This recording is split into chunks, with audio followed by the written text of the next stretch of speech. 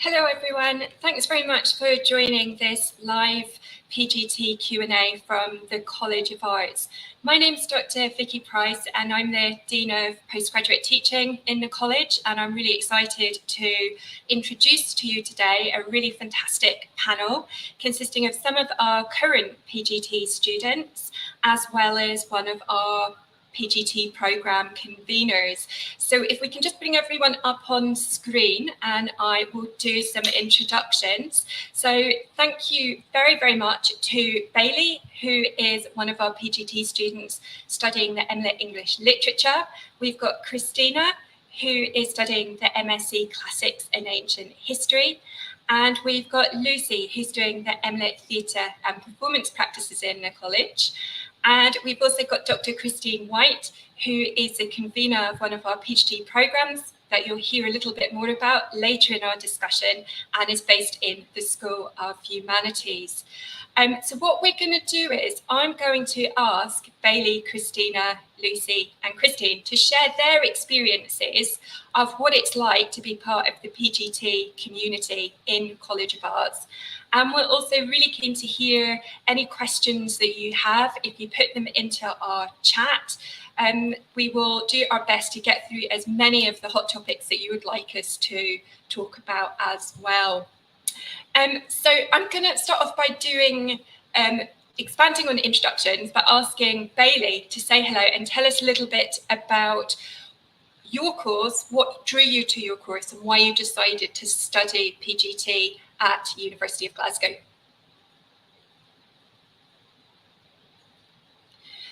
Bailey, you're muted. Strong start. Sorry. So my name is Bailey. I'm originally from Wisconsin in the United States, so I'm actually an international student. And after 3 years of teaching in public school, I decided I knew I wanted to go back to grad school and I was ready. But I wanted to go somewhere different outside of the United States. So I did apply to 6 different programs in the United Kingdom. And what the biggest pull factors for why I'm here at University of Glasgow were the freedom I had in the courses I was able to select. So I'm in the general English MLit program here. There are a bunch of different sub majors, I suppose. Like there's the fantasy one. I see someone here is hoping to do fantasy that I saw in the chat, which is really exciting. There's like fantasy, American lit, British lit. I'm just in the general one. And what I like the best about that one is that I have the freedom to select more courses based on my own interests, which a lot of programs don't do. You usually have to select a certain genre or like literary movement. But with the general, I was able to have one, the research foundations course in the fall, and then 2 classes of my choice. And then this spring, I was able to choose all 3 of my classes based on my interests. And you even have the chance to take one class outside of your actual program for credit. I actually just audited a 4th class in the spring because I thought it was really interesting. So I would say the biggest factors for what pulled me to this specific university was the freedom that I have in the general English lit program that I don't think I would get anywhere else. Thank you, Bailey. That's really useful. So for you, selecting a postgraduate taught program is very much about finding a program that had flexibility built within it that would enable you to tailor the curriculum to your needs and your interests. So I'm going to go to Christina now. Christina, could I ask you to introduce yourself and tell us a little bit about the program that you're studying, please? Hi, so I'm actually a part-time postgraduate student. I'm in my 2nd year and I'm studying classics and ancient history with a focus on actually Egyptology is where I'm.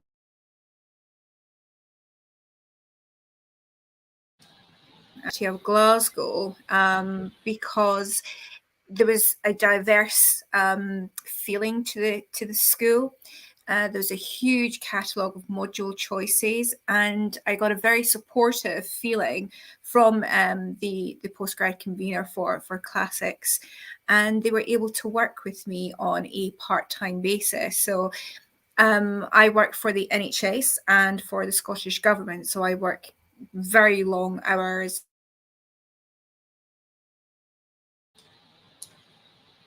Academically, around that is not easy. Thanks, Christina. Sorry, I just came in there because we'd lost a slight bit of the audio there, but picking up on what you were saying, one of the things that struck me there was that you had really done your research about the programme and had reached out to the programme convener to find out about the different course options that make up the programme. And that's something I'd really encourage anybody thinking about undertaking postgraduate study with us to do, to not be afraid to reach out to our programme conveners to ask any questions that you might have, and all of the details about the programme conveners, how to reach out to them, the relevant email addresses are on the programme web pages. So I think that's a really excellent piece of advice.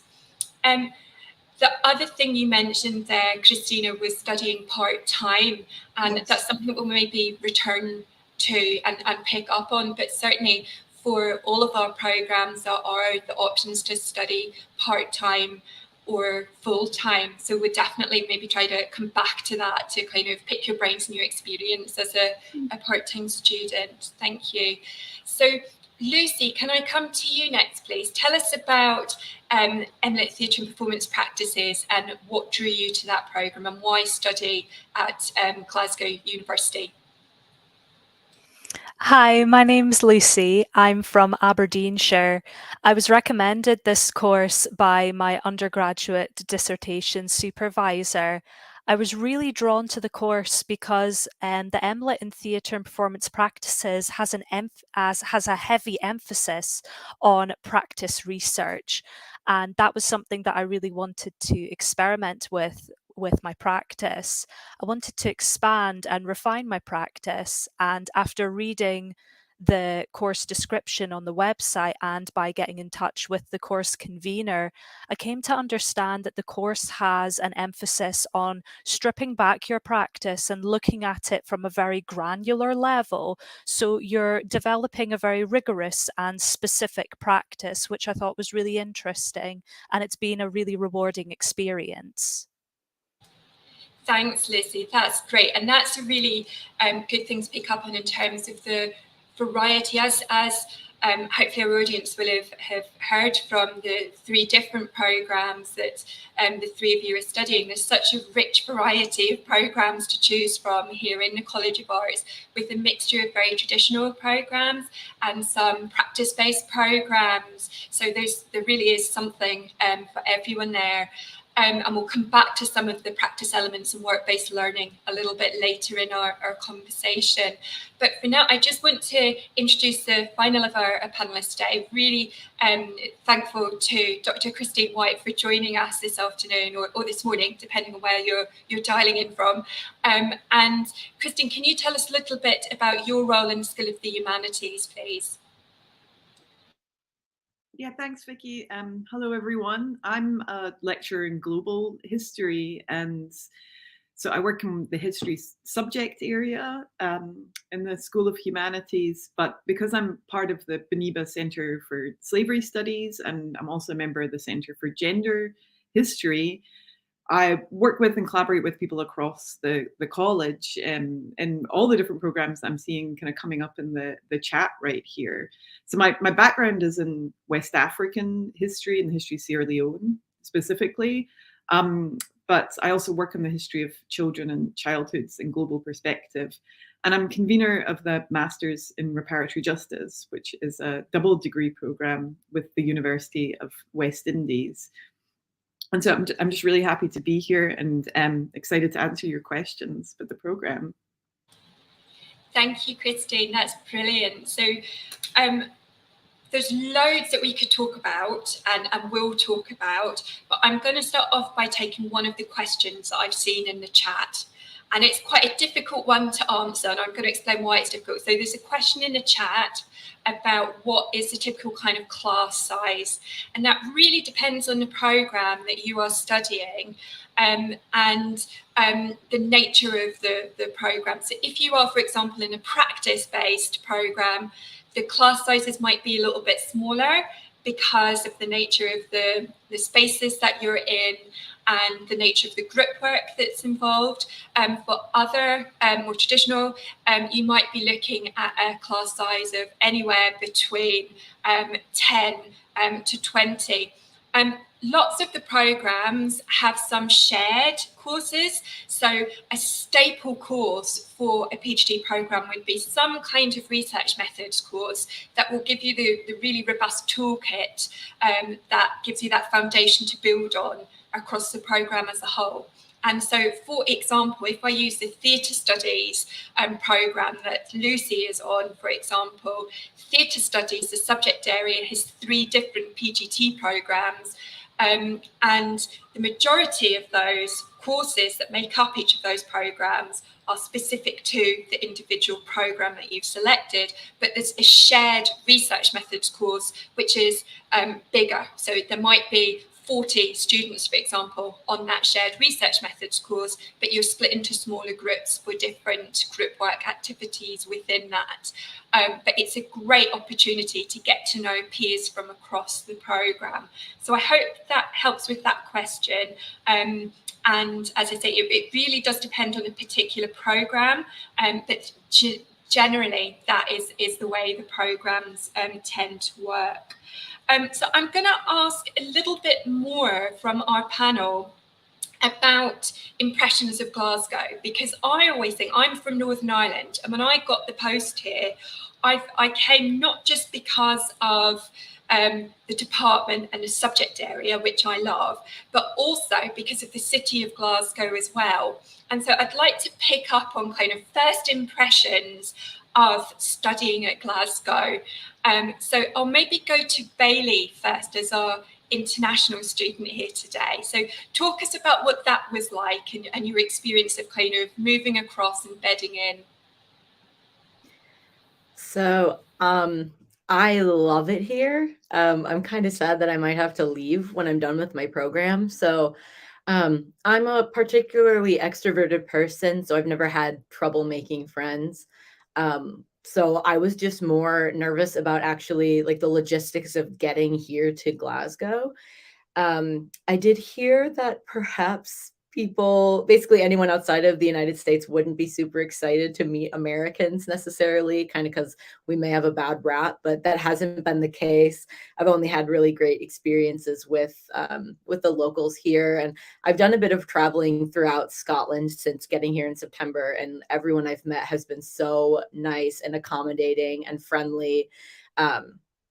And just like happy to share what they know with us. So I love Glasgow. I think it's just a friendly, inviting place with lots of things to do. And it's really accessible. I had a leg injury back in February, and I was in a walking boot for a while.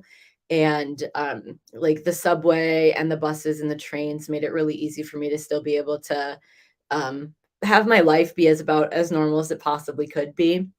So Glasgow as a city is fabulous, and the people are even better. Thank you, Bailey. That's great. And so I'm going to ask the same question to Lucy, if that would be okay. Talk us through from your perspective. I really enjoy living in Glasgow. Glasgow is a really dynamic and diverse city.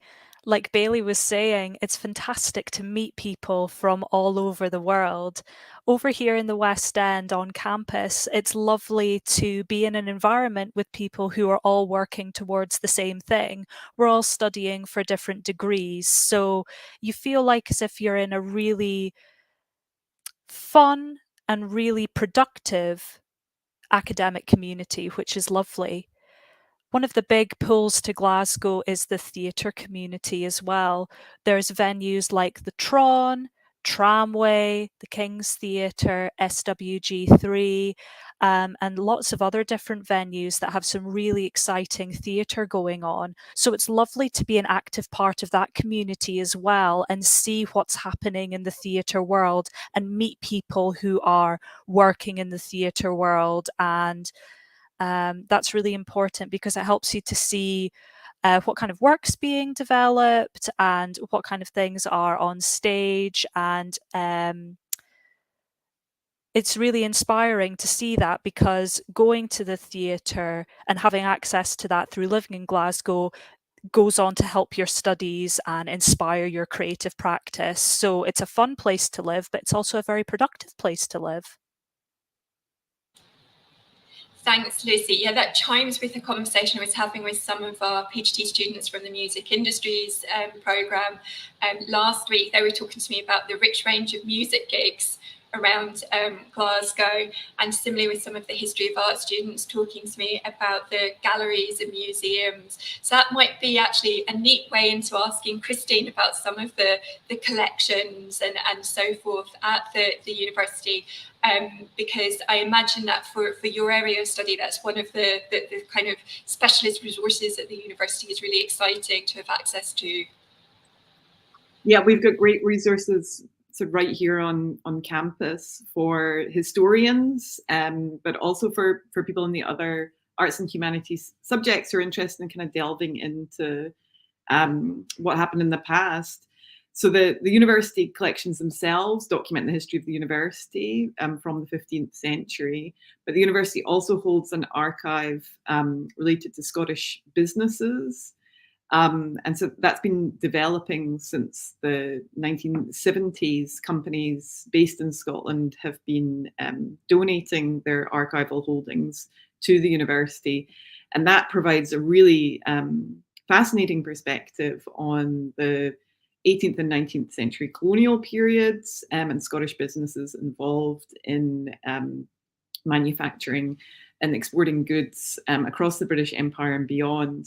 Right up to kind of sort of 20th century fashion and other commercial enterprises.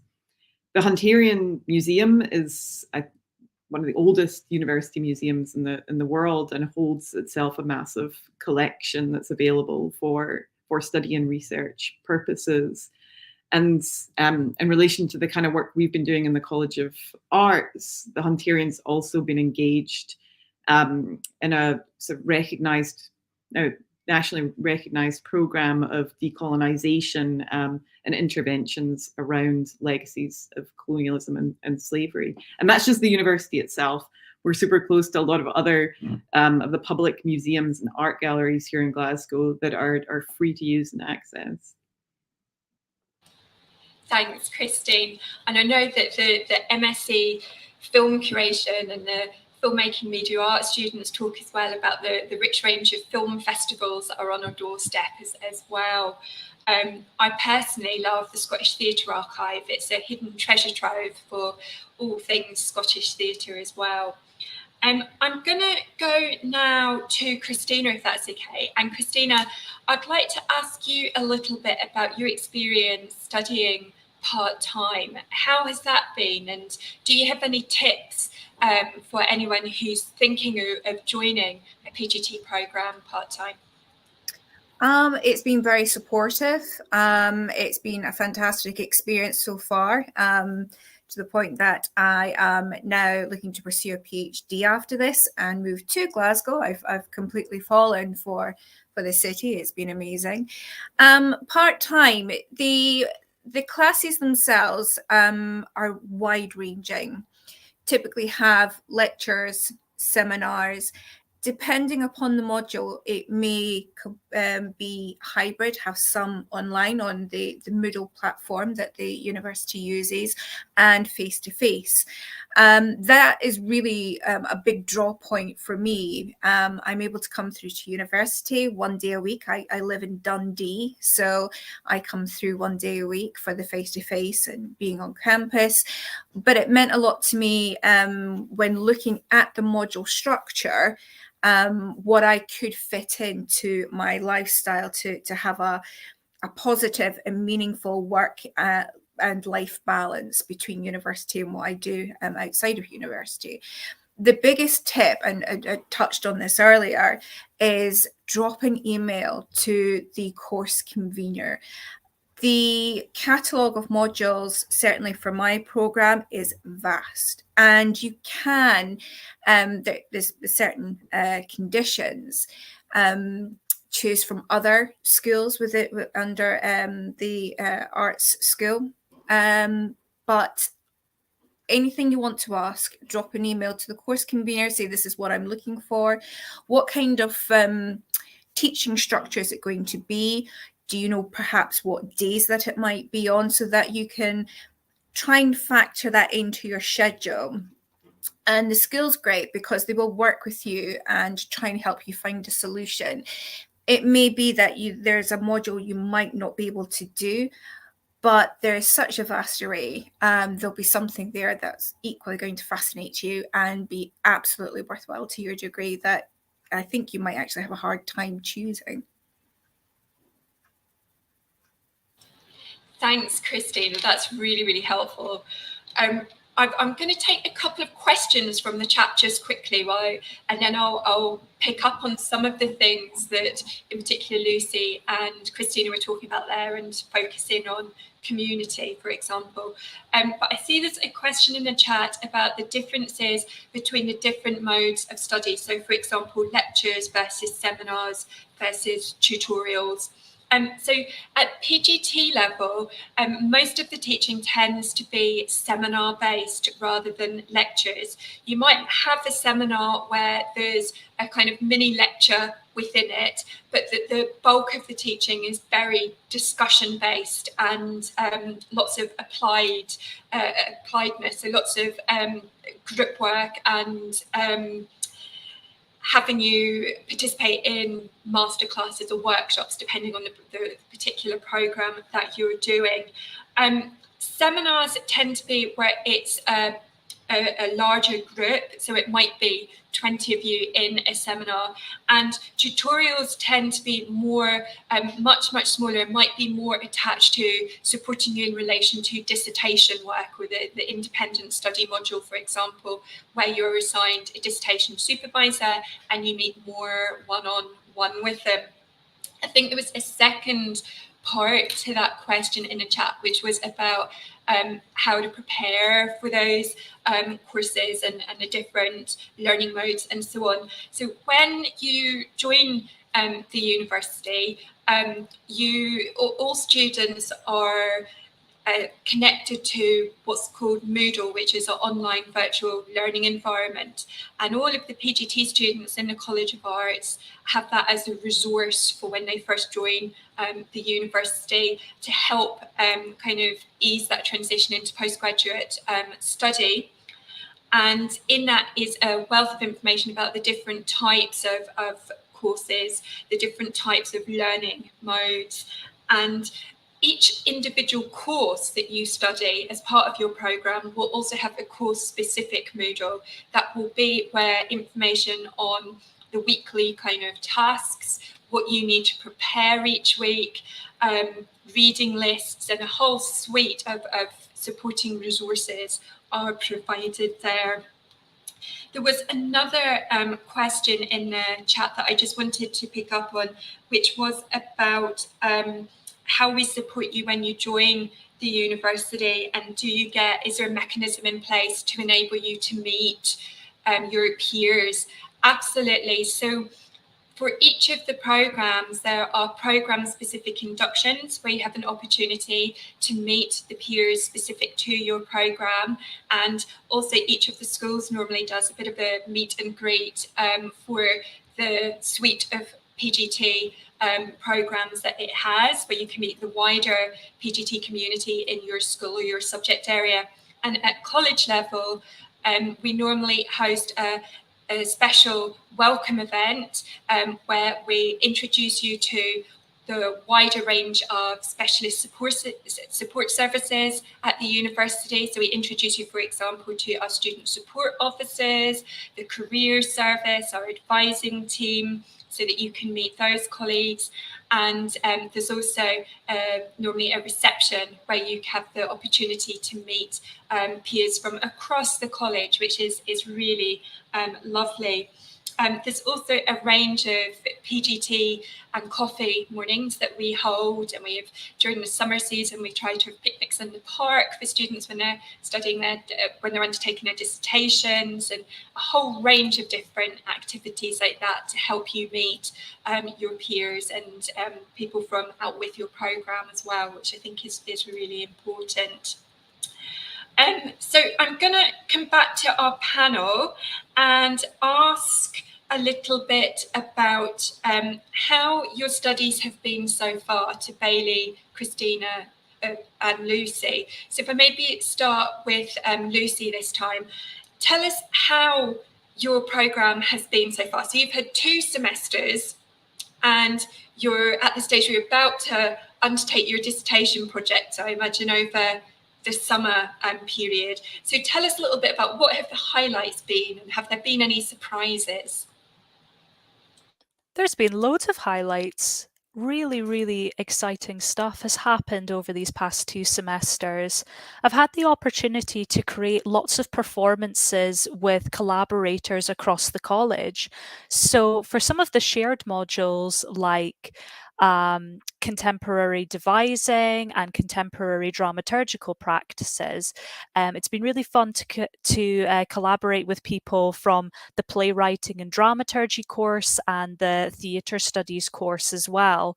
Through doing that, we've created some really interesting pieces of work, and it's been lovely to share that with our peers and to apply what we've been learning in the seminars to creating performances and then presenting those as part of our assessments. It feels very relevant to what our careers could be like once our studies have finished. So it really does feel like as if you're making provisions for the future and practicing for the future whilst you're going through the MLit course, which is really, really exciting.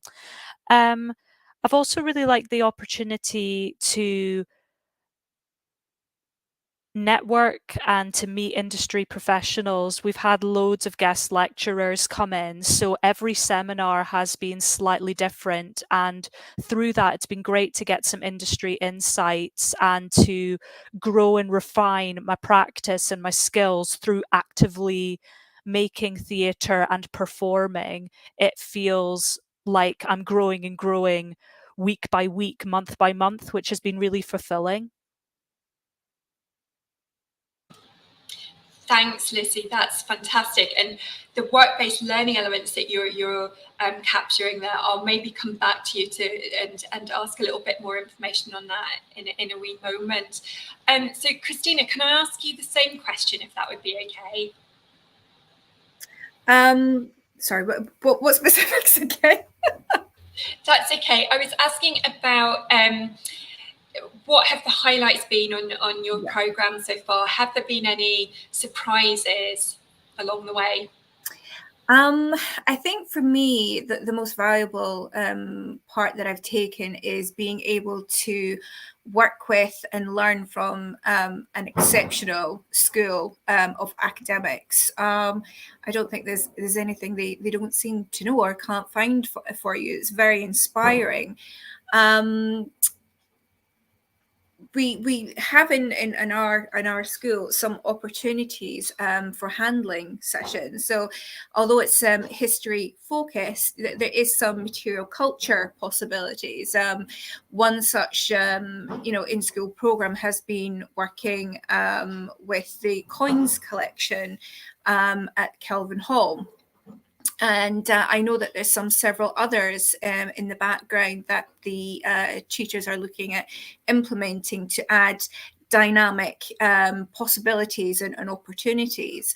And the tutors, they're always trying to come up with something new, something fun, something different.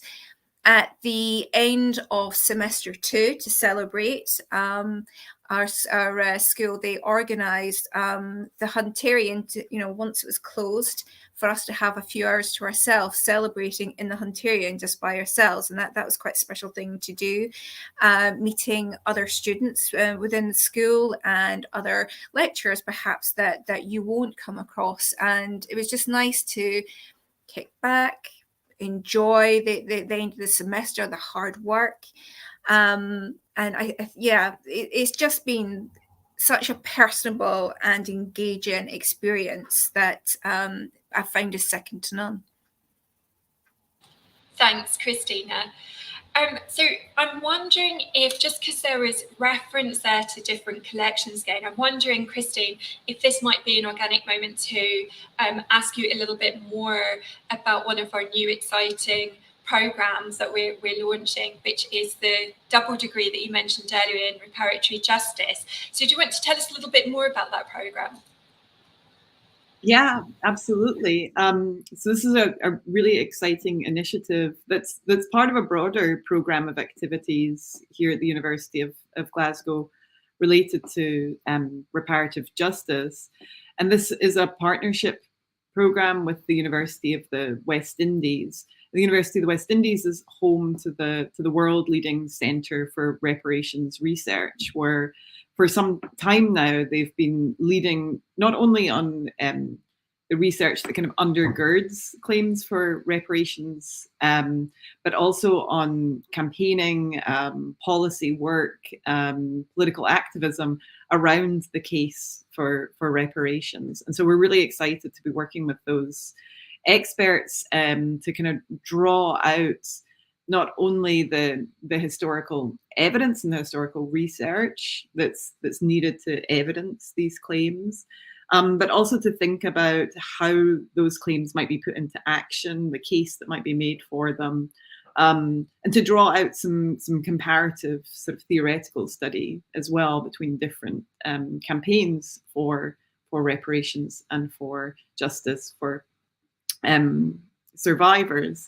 So that program will be delivered on a hybrid basis, and so students will be based either at one of the University of West Indies campuses in Jamaica or Barbados, or here at Glasgow, and they will join with the other cohorts of students online for the seminars, and half the courses in the program will be delivered at the University of the West Indies, half here at Glasgow. And students will be, well, as Vicky explained earlier, there's a core sort of research methods course that'll be offered here at Glasgow about how to approach research in different ways, through archives, through oral histories. And then a sort of broadly historical case study based course. And at the University of the West Indies, there will be core courses in the policy and campaigning around reparations, and also in the international legal framework for reparations and human rights. And then beyond that, students will be able to choose courses that align with their particular interests in this field. And we anticipate that the students will one, be diverse and international, but also come from a broad range of backgrounds. So interested in social movements, interested in campaigning, interested in politics and policy, but also interested in academic research. Thanks, Christine. I mean, that sounds amazing. What an exciting programme. And we should mention that we're really excited because we have just found out that we have some scholarships to support that programme as well. So we're in the process of finalising the details for that, and we'll be posting that information about the scholarships very soon, within the next couple of weeks. So if anybody is interested in finding out more about that programme, or indeed about the scholarships for the double degree, please don't hesitate to reach out to Christine, and we will pop Christine's email address into the chat for everyone in just a wee moment. As well as that new programme, I mean, I was talking earlier about the rich variety of programmes that we have across the college, and obviously I can't go into details about all of the programmes because there's 49 programmes, but what I would like to do is just mention a couple of our other new programmes which we're also really excited about. So we have a fantastic postgraduate certificate in Scottish Book History and Textual Editing, which is an online degree. It's, as I say, a certificate degree, and it is working with an incredible team, and again working with really interesting resources to support that. So please do check that out on our web pages if that sounds like that might appeal. We also have a very exciting Erasmus Mundus International Masters in Managing Art and Cultural Heritage in global markets. And I saw there was a question about that in the chat a little bit earlier, and about the specific courses for that. So what we tend to do over the summer months is the programme convener, as part of our emails out to keep you in touch with you, to tell you what's currently happening in our programme. We normally send an update on these are the optional courses, for example, that are running next year. But again, if you have any questions on that, please don't hesitate to reach out to the relevant programme convener via the email address on the particular programme website. We additionally have a fantastic global gender history MSc that is new as well, which is delivered by the Centre for Gender Studies based in the School of Humanities. Again, a really fantastic team delivering that, a very exciting programme, and that's an online distance learning programme. And the other new programme that we've got coming on stream is an MSc in Religion and Global Challenges. And I know that the team there in Theology and Religious Studies have been working really hard and are really excited about welcoming the first cohort onto that.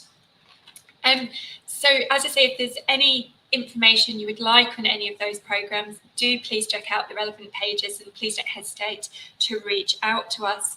We also had a question in the chat about scholarships and funding, and I think one of my colleagues has put in a link earlier on that is to our funding and scholarship database at the university, and each of the programmes also includes information on scholarships that might be particularly relevant for that programme on their pages as well. So I'm going to move this on a little bit and look back to one of the things that Lucy was talking about, if that's okay, which is about the work-based learning opportunities.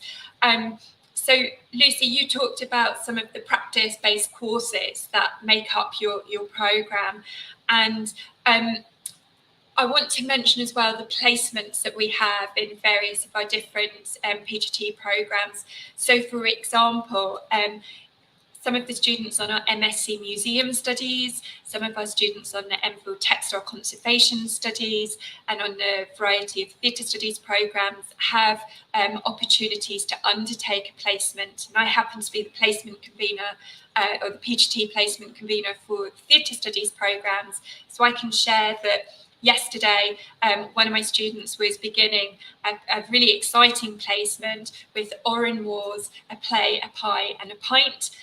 We also currently have students undertaking placements with the Citizens Theatre, with National Theatre of Scotland, with Surge Festival, which is an exciting kind of contemporary performing arts festival that focuses on physical theatre and street theatre. And I know that there's lots of exciting similar activities happening on many of the other programmes across the college. But we also have lots of different forms of work-based learning. So I'm going to go back to our panel and ask about work-based learning and career opportunities, the kind of employability elements embedded in your programmes. So if I maybe go to Bailey first, talk to us about, you're obviously based in the School of Critical Studies. Are there different employer talks, or are there different work-based learning elements within your programme or within your school? I'm not too familiar actually with the School of Critical Studies work-based learning opportunities. I know that one of my cohort members is doing I forget what I think it's called an applied dissertation. So she is working with both somebody from the School of Critical Studies and somebody from, I think it's Kelvin Grove, I think, museum. And I know that that's a little more, I guess, applied learning, where her dissertation is more of like project based between the two of them, where it would eventually be implemented into it, like into the museum. For me, I haven't heard too much about that. I know that it's offered, but I have been worrying more about getting my reading and stuff done than anything else. So I haven't really explored that too much. In terms of like how I feel employability wise, I definitely think that I've been exposed to a lot more different avenues of where I could go with my career than I had an awareness for before I started the program. I jotted a couple things down in my notebook here. So if I'm looking down, that's what I'm looking at. But I will say that I think that I feel like my writing has like just improved astronomically. I can't say enough about how challenging the program has been to my previous writing skills, especially as someone who was an English teacher and teaching English and writing skills to middle and high school aged kids. To go back to writing at like a high scholarly level, it definitely pushed me to be a better writer. And that in general, I think, along with like critical thinking and research skills, are such an applicable skill in so many different kinds of careers. Yeah, the graduate attributes link that's right there actually is something that we talk about in the literature. If you're doing literature at all, anybody in the chat, we all take the same research foundations course in the fall semester. And we talk about graduate attributes, things that they want us all to be able to do by the end of our course. And it's part of like a requirement to graduate. So definitely take a look at that. That is a fabulous resource. But I definitely hadn't really considered a career in like archives or museum studies, because I'm like, oh, I like to read and I like to write. Therefore, my only options are teaching or writing. But there's a lot more to it. So I'm hoping to work for a year while I apply for PhD programs this coming year. And I've been applying for jobs in archives and museums, professors and community college stuff as well. And as well as like library, research librarian positions that don't require like an American Library Association certificate or anything like that. So I just feel like with all of the writing and discussing and presentations we have to do in the program, it just really strengthens a lot of skills that are very transferable across like any sort of career that you would possibly want.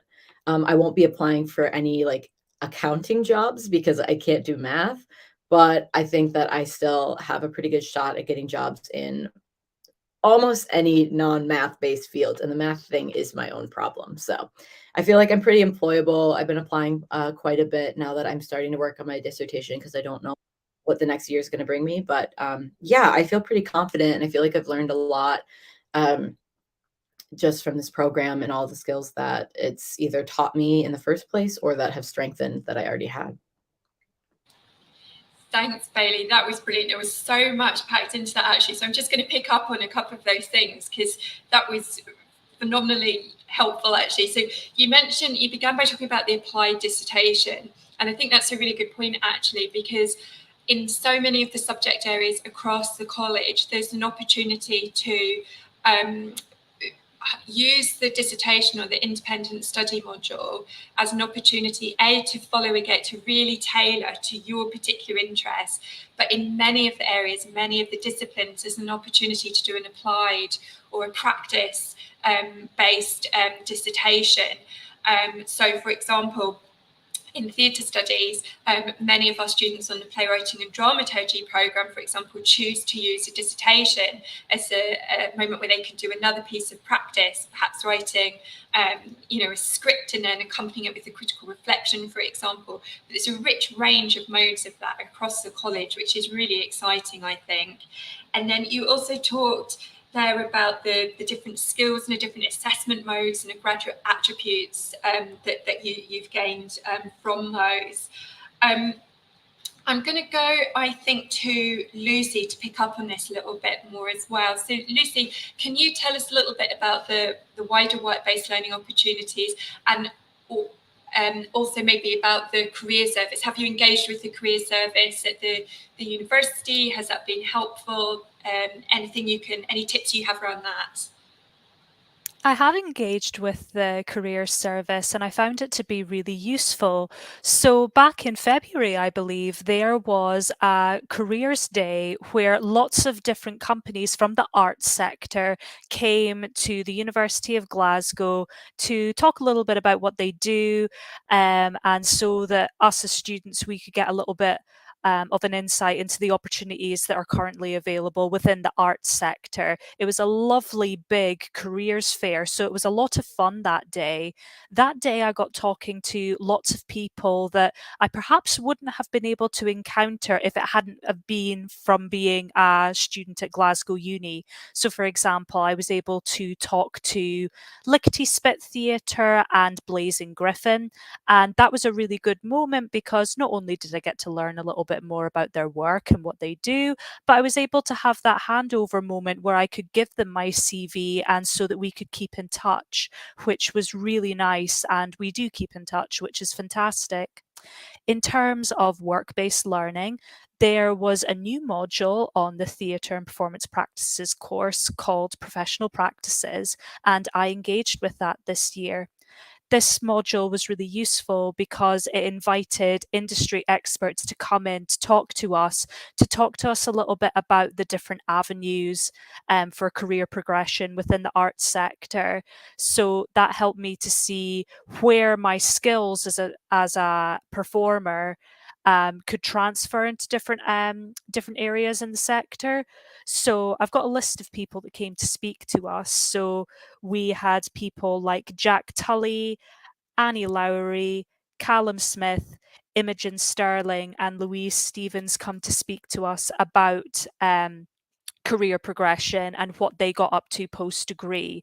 So it was really good, really handy, and it was a great way to network with people.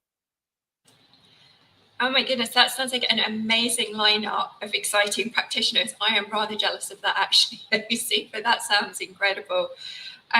So I'm going to take maybe one of the questions that was in the chat. There was a question that I spotted about if you're studying part-time, is there support in connection to jobs? How do you find out about different job opportunities?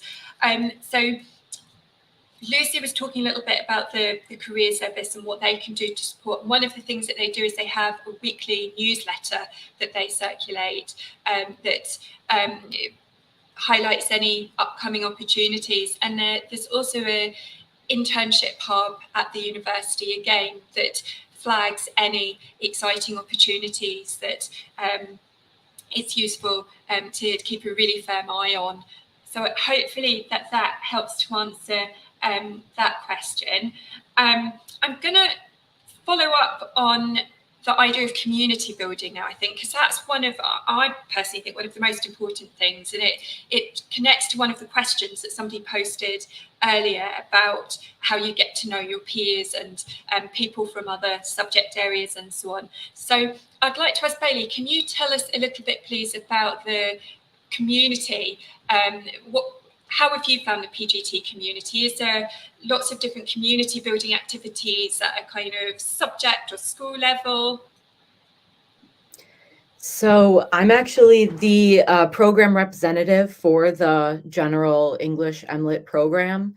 And part of my responsibility that I've taken upon myself, it's not like written anywhere, but something that I really wanted to do was have events that we could all get together off campus to hang out and be besties, because something that a lot of people don't know, including myself, is that like making adult friends is a little more challenging once you're out of undergrad.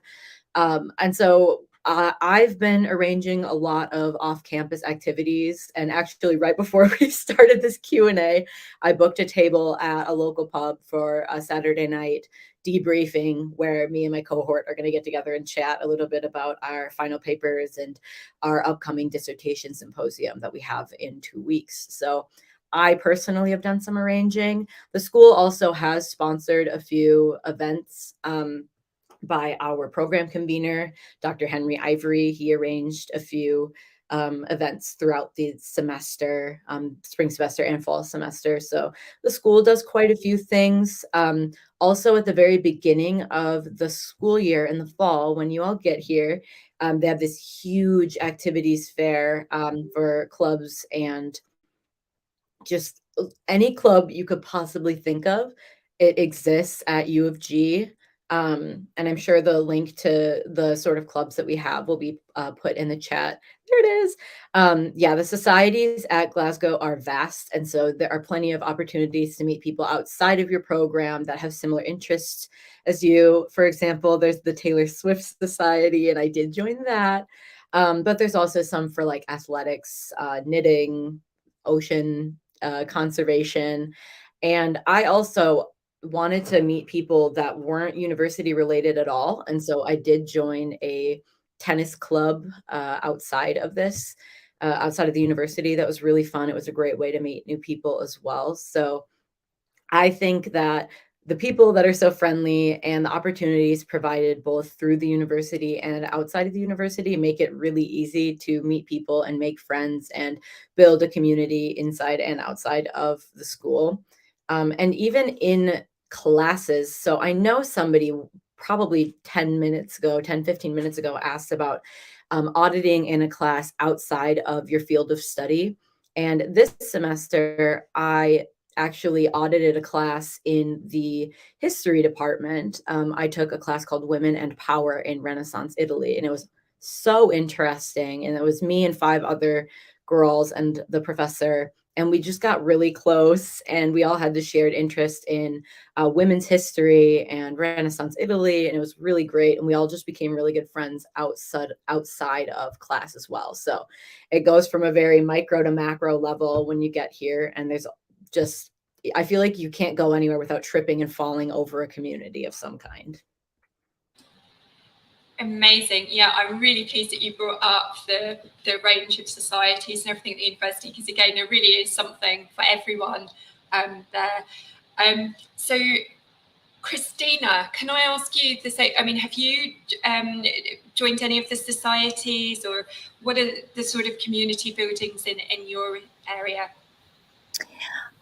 Because I'm part-time and not living in Glasgow, and through my own time schedule, I haven't joined particularly anything, although I have been meaning to. So it's more locally arranged between my cohort. So we create WhatsApp groups to keep in contact with one another. We book study rooms together so that we can collectively learn and discuss, you know, from our seminars and lectures, and we meet outside of class time.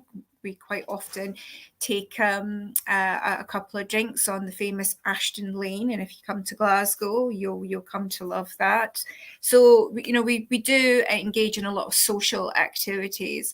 I know that on the back of various groups that are running, for example, I've mentioned about the coins, they do a bad movies night after. So collectively, everybody who's been doing this coins cataloguing, they then go and watch really stupid movies or really bad movies, and they all take turns. So there's this real sense of community. It's not just about turning up for classes, doing your things. The school has a very vested interest, not only in your academic experiences, but also in you as a person. The amount of resources that are available for your physical and mental health, to support you in as much of a structured way as possible, so that you really do have a very diverse, supportive, but exciting experience at the University of Glasgow. So you live and breathe the community, everybody all pitching in. it can be quite hard to encapsulate just how that feels, but it's an experience that will stay with you. Thanks, Christina. That's brilliant. Christine, do you have any top tips in terms of, from a program convener's perspective, how to make the most out of your PGT program and your time as a PGT student in the college?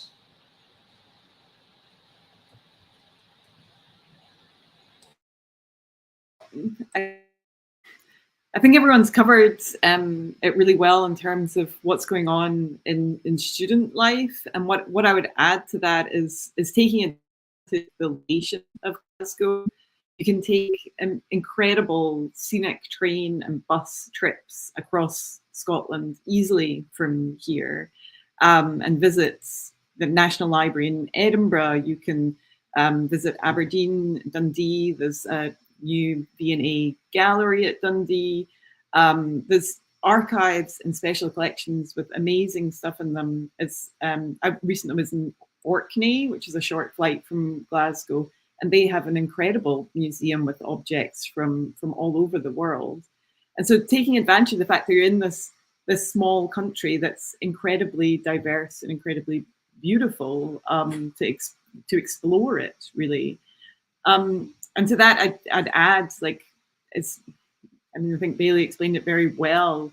There's so much that you get out of your of socializing and working alongside your fellow students, and that you will take with you for the rest of your life. I took that from my master's degree program. These are people that have, been my friends and collaborators, right up to today. Thanks, Christine. That's great. So I'd like to ask Bailey, Christina, and Lucy each for your one top tip for anyone thinking about applying, or anything you wish you'd been told before applying. So I see that Christina has unmuted, so it sounds like you know exactly what your top tip is. So I'll come to you first and let Bailey and Lucy think about theirs. Don't be afraid to ask questions. Email addresses are available for your program conveners. Put everything possible that you need to know, even if you think it's irrelevant or a little bit silly. I would have liked to have known there was so much choice and availability for my program, but there's only so much that can be put online, and especially with modules running on a yearly basis and what have you. So I would ask them, what are the opportunities for the modules running for your year? And that allows you to look at things ahead of time. From a part-time point of view, as just to touch on from what I said earlier, try and ascertain who, again, just ask the PG convener on an email, who is running the particular modules that you might be interested in, so you can then directly engage with them, asking how the modules will be taught. If they can roughly give you a day, a time scale, they might not be able to. This will help you try and ballpark how you're going to fit in a part-time program into your life. And they really will try and pull all the stops out to help you organize that. That is fantastic advice. Thank you very much, Christina. Bailey, can I come to you next? What's your top tip? I think Christina kind of took mine before I even thought of it, but I think there's something really to be said about just ask. We want you here. And so if you're unsure about anything, or if you have a question about anything, and the difference between you applying or not applying is a simple question that could be answered with an email, I agree with Christina. You should definitely send it. And even if you're not sure specifically what you want to ask yet, you can reach out to the course convener and say, do you have anybody that's currently in the program that would be willing to speak with me about the program from the student's perspective? And they'll definitely, like Dr. Ivory will ask me if I'd be willing to chat with somebody, and I'd happily do that. So definitely reach out. And even if you're not sure the questions that you want to ask yet, reach out to the program convener and see if there is a current student that would be available to talk to if any questions from a student's point of view does come up. I agree with her on that. That's great. Brilliant. Thanks, Bailey. And Lucy, what's your top tip? I echo those tips. Let your needs be known. Don't be afraid to send an email, because Glasgow wants to welcome you to the community. So the staff are always happy to help. So please feel free to send an email. For anybody who's interested in the College of Arts, specifically has an interest in studying on one of the theatre studies programs, continue going to the theatre and stay inspired. Think about where your practice is and how your practice could build on the work that's currently going on in theatre right now. So go to the theatre and don't be afraid to send an email if you've got any questions. Excellent. So listen, thank you very much to each of you. Those are excellent tips. That brings us to the end of today's session, but we really hope that you found it helpful. And as each of our everybody said there, please do not hesitate to reach out to us. Enormous thanks to Bailey, Lucy, Christina and Christine. You've been very, very generous with your comments and your advice there. We really appreciate it. And of course, a massive thank you to those who have listened to and participated in the live Q&A. We very much hope we'll be welcoming you into our PhD community. Stay in touch, and thank you again, everyone. Bye-bye.